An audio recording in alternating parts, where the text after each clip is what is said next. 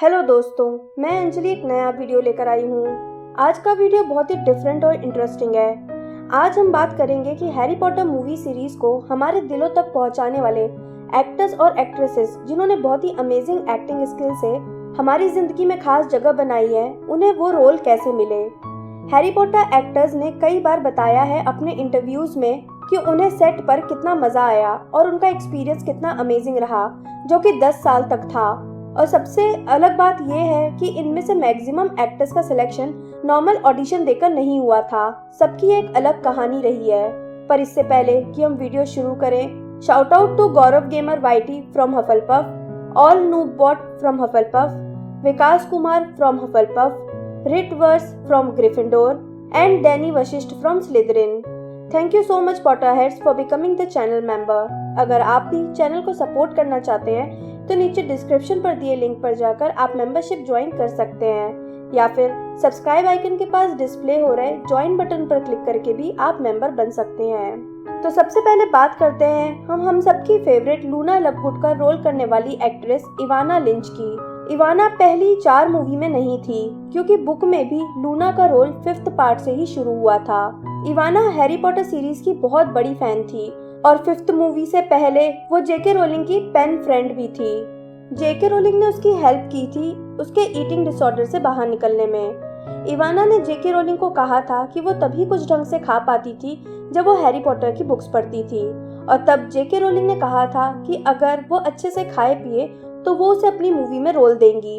कुछ टाइम बाद जेके रोलिंग ने उसे एक एक्स्ट्रा रोल देने का वादा भी किया, पर इवाना ने खुद ही मना कर दिया, क्योंकि तभी उसे पता चला कि लंदन में ओपन ऑडिशन होने वाला है लूना लवगुड के रोल के लिए, और इसलिए वो सीधा आयरलैंड से उड़कर लंदन पहुंच गई अपने पापा के साथ। वहां हजारों लड़कियां आई थी ऑडिशन के लिए। ऑडिशन के पहले जो बेसिक सिलेक्शन था वो सिर्फ लुक्स के बेसिस पर था, सुंदरता पर नहीं, पर लूना के कैरेक्टर के लिए जो लुक्स चाहिए थे उसके लिए। और इवाना की नेचुरल लुक्स लूना के लुक से बिल्कुल मैच करते थे और इसलिए उसे सिलेक्ट कर लिया गया। उसके बाद उसे ऑडिशन के लिए बुलाया गया और वहाँ इवाना ने कास्टिंग क्रू से कहा कि इट्स ओके अगर आपने मुझे लूना का कैरेक्टर प्ले करने के लिए अगर रोल नहीं दिया तो, पर इस कारण आप बहुत गलत होंगे। पर सैटरडे को चले इस 2 घंटे के ऑडिशन के बाद फियोना, जो कि कास्टिंग डायरेक्टर थी, उसने इवाना को कह दिया कि हम टच में रहेंगे। और तभी इवाना समझ गई थी कि ऑडिशन सही गया है, और मंडे को उसके पास स्क्रीन टेस्ट के लिए कॉल भी आ गया। पर इवाना उस दिन अकेली नहीं थी जिसे बुलाया गया था। उसकी रैंकिंग 9th थी, पर डेविड बैरन यानी फिल्म के प्रोड्यूसर ने उसके स्क्रीन टेस्ट देखने के बाद कहा कि दूसरी लड़कियां लूना का रोल अच्छे से कर सकती हैं, पर इवाना तो खुद ही लूना है, यानी इवाना को लूना का रोल प्ले करने के लिए एक्ट करने की जरूरत नहीं थी, उसमें ये नेचुरल क्वालिटी थी। That's something amazing. और इस तरह इवाना को लूना का रोल मिल गया। अगला एक्टर है नेविल लॉन्गबॉटम का रोल करने वाला मैथ्यू लुइस। शायद अगर बुक के डिस्क्रिप्शन के अकॉर्डिंग देखें तो मैथ्यू ऑलमोस्ट परफेक्ट है इस रोल के लिए। गोल मटोल सा बच्चा, थोड़ा बेवकूफ से दिखने वाला, भुलक्कड़ सा, पर धीरे धीरे उसमें गजब का ट्रांसफॉर्मेशन आना कि लोग पहचान तक ना पाए, और अल्टीमेटली एक स्ट्रॉन्ग पर्सन बन जाना। मैथ्यू का ट्रांसफॉर्मेशन भी बिल्कुल इसी तरह मूवीज में हुआ, पर मैथ्यू की किस्मत बाकी कुछ लोगों की तरह बहुत ज्यादा अच्छी नहीं थी। जब उसे पता चला कि हैरी पॉटर की मूवी कास्ट के लिए ओपन ऑडिशन होंगे तो वो अपनी मम्मी के साथ ऑडिशन के लिए गया। उसने वहाँ 5 घंटे लाइन में वेट किया, जिसमें उसकी मम्मी बार बार बोलती रही कि हम वापस चलते हैं, पर मैथ्यू डिटरमिन्ड था, क्योंकि वो हैरी पॉटर नॉवेल का बहुत बड़ा फैन था और उसे मूवी में किसी भी तरह रोल चाहिए ही था, भले ही किसी एक्स्ट्रा स्टूडेंट का ही रोल क्यों ना मिल जाए। और फिर जैसे ही उसने अपना टैलेंट दिखाया, उसे नेविल का रोल फटाक से मिल गया। नेक्स्ट है जिनी का रोल करने वाली बॉनी राइट। बॉनी का बड़ा भाई लुइस राइट, जो कि हैरी पॉटर नॉवेल्स का बहुत बड़ा फैन था, हमेशा बॉनी से कहा करता था कि वो जिनी जैसी लगती है। इसलिए बॉनी का इंटरेस्ट भी नॉवेल में आने लगा, और नॉवेल पढ़ने के बाद वो भी हैरी पॉटर सीरीज की बहुत बड़ी फैन हो गई, और खासकर उसे जिनी का कैरेक्टर उसमें बहुत पसंद आ गया। और जब ऑडिशंस स्टार्ट हुए, वो सिर्फ 9 साल की थी और उसने जिनी के रोल के लिए ऑडिशन दिया और उसका सिलेक्शन हो गया। नेक्स्ट है सिमसिस फिनेगन का रोल करने वाला डेवन मुरे। डेवन को बिल्कुल भी आइडिया नहीं था कि ये सीरीज किस बारे में है, सिवाय मेन कैरेक्टर के नाम के, और वो डैनियल के पास से सीधा डायरेक्टर क्रिस कोलंबस के पास पहुंचा और उनसे कहा कि hey Harry, nice to meet you. Chris को ये बात इतनी फनी लगी कि उन्होंने खुद ही डेवन को सीमसिस का रोल ऑफर कर दिया। नेक्स्ट है मेरे पर्सनल फेवरेट फ्रेड और जॉर्ज का रोल करने वाले जेम्स एंड ऑलिवर। वो दोनों रियल लाइफ में भी फ्रेड और जॉर्ज जैसे ही हैं और सिर्फ स्कूल से एक दिन का बंक मारने के लिए घर पर बिना बताए वो दोनों ऑडिशन देने पहुंच गए। कास्टिंग डायरेक्टर को ऐसे ही मस्करे और कंप्लीट आइडेंटिकल ट्विंस चाहिए थे और जेम्स और ऑलिवर को उन्होंने तुरंत ही सिलेक्ट कर लिया। अमेजिंग बात यह है कि उन दोनों को ही नहीं पता था कि उनमें से फ्रेड कौन बन रहा है और जॉर्ज कौन। उन्होंने जेनेट से पूछा जो उस टाइम कास्टिंग डायरेक्टर थी और वो भी नहीं जानती थी कि कौन किसका रोल करेगा, इसलिए उन दोनों ने खुद ही डिसाइड किया कि फ्रेड कौन है और जॉर्ज कौन, और ये बात भी सिर्फ वो दोनों ही जानते थे।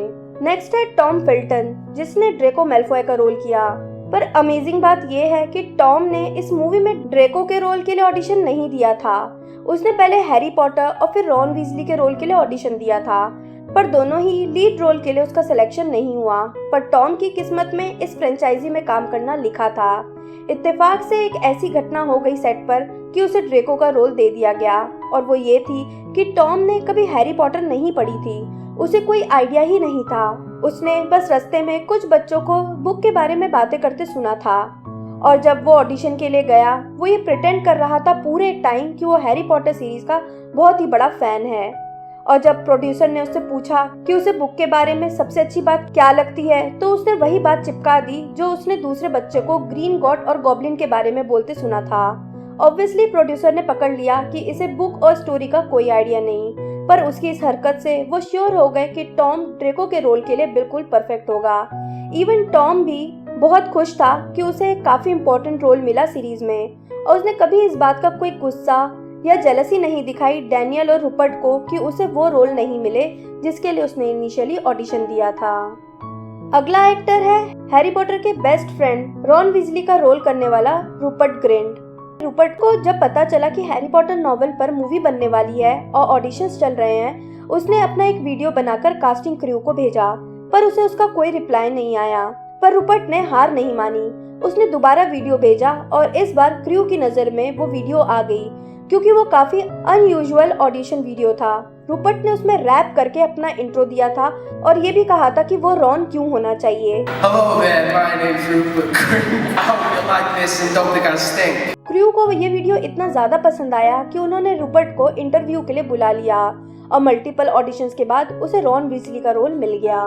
अगली एक्ट्रेस है हम सभी की फेवरेट एमा वॉटसन, जिसने हर्माइनी ग्रेंजर का रोल किया है। एमा को एक्टिंग का कोई एक्सपीरियंस नहीं था इस मूवी के पहले, उसने कोई भी मूवी या थिएटर नहीं किया था। कास्टिंग क्रू परफेक्ट हर्माइनी की तलाश में लंदन के स्कूल्स में ऑडिशन के लिए जा रहे थे, इसलिए जब एमा के स्कूल में भी ऑडिशंस वाले आए तो कहा गया कि 10 से 11 साल की लड़कियों को ऑडिशन के लिए भेजना है। स्कूल वालों ने कुछ 16 लड़कियों को भेजा, जिसमें क्रू को एमा बिल्कुल सही और टैलेंटेड लगी, पर जेके रोलिंग कन्विंस्ड नहीं हो रही थी क्योंकि बुक के अकॉर्डिंग हर्माइनी के रोल के लिए एमा ज्यादा सुंदर थी। पर 6 ऑडिशंस के बाद फाइनली एमा को ही सिलेक्ट कर लिया गया हर्माइनी के रोल के लिए, क्योंकि उसके हार्ड वर्क और डिटर्मिनेशन से जेके रोलिंग को फील हुआ कि वो एक परफेक्ट हर्माइनी है। और चाइल्ड एक्टर्स में फाइनली है लीड रोल करने वाले डैनियल रेडक्लिफ, जिसने हैरी पॉटर का रोल किया है।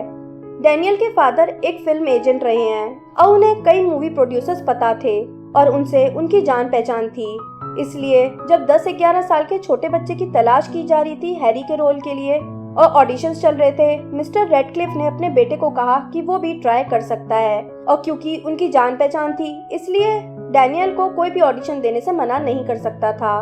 बस प्रॉब्लम ये थी कि पहली मूवी की सारी शूटिंग अमेरिका में होने वाली थी और ये लोग ब्रिटेन में रहते थे, इसलिए लाइफ काफी इधर उधर हो जाती। पर जैसे ही डैनियल ने ऑडिशन दिया उसका सिलेक्शन हो गया और पेरेंट्स ने डैनियल के सपोर्ट में कहा कि वो लोग कॉन्ट्रैक्ट साइन कर देंगे। और फिर आगे क्या हुआ हम सभी जानते हैं। हमारे लिए डैनियल मतलब हैरी और हैरी मतलब डैनियल हो गया।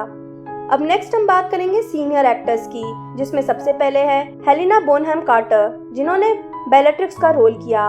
हेलेना पहले भी बहुत सी मूवी में आ चुकी हैं और उन्होंने हर बार अपने बेहतरीन एक्टिंग स्किल से सबका दिल जीता है।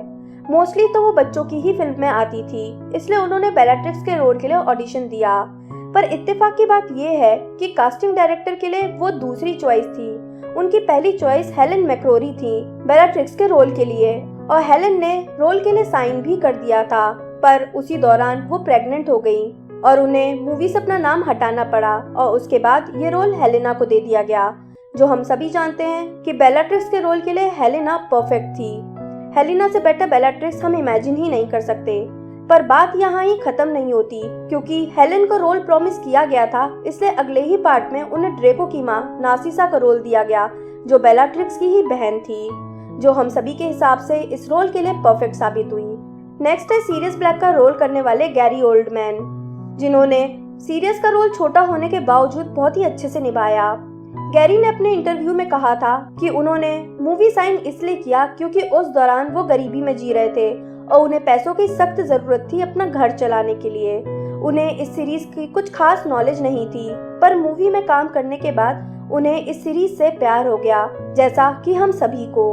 नेक्स्ट है हैग्रिड का रोल करने वाले रॉबी कॉर्ट्रेन, और उन्हें हैग्रिड बनाने का फैसला किसी और का नहीं बल्कि खुद जेके रोलिंग का ही था।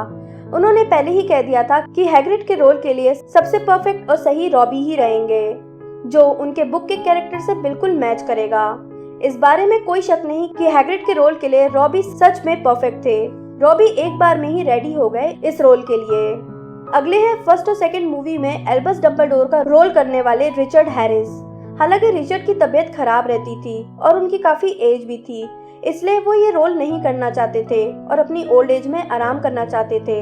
पर प्रोड्यूसर उन्हें बार बार अप्रोच करते रहे और हर बार पैसे बढ़ाते रहे, पर फिर भी रिचर्ड तैयार नहीं हो रहे थे, जब तक कि एंड में उनकी पोती ने, जो कि हैरी पॉटर की बहुत ही बड़ी फैन थी, ये नहीं कह दिया कि अगर रिचर्ड ने ये रोल नहीं किया तो वो उनसे कभी भी बात नहीं करेगी। इसलिए रिचर्ड तैयार हो गए।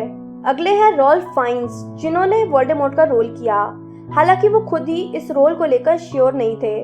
वो थिएटर में एक्टिंग करते थे, यानी थोड़ा ड्रामेटिक टाइप का, इसलिए उन्हें लगा कि वो मूवी के विलन का रोल कर पाएंगे भी या नहीं, पर उनकी यही स्किल्स उनके लिए फायदेमंद साबित हुई।